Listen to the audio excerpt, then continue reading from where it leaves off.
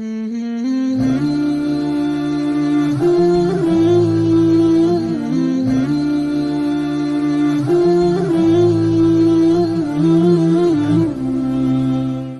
أسامة حسين عزيزة من مدينة حلب.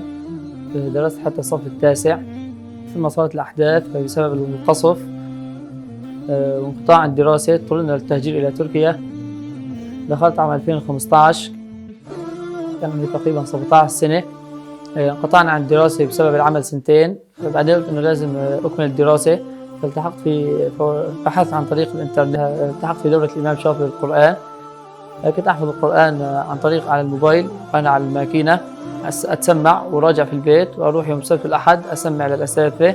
أنهيت حفظ القرآن الحمد لله، وأنهيت حفظ بعض المتون، والآن الماضي في خدمة الإجازة، وأشكر القائمين على هذا العمل، جزاكم الله خيرا.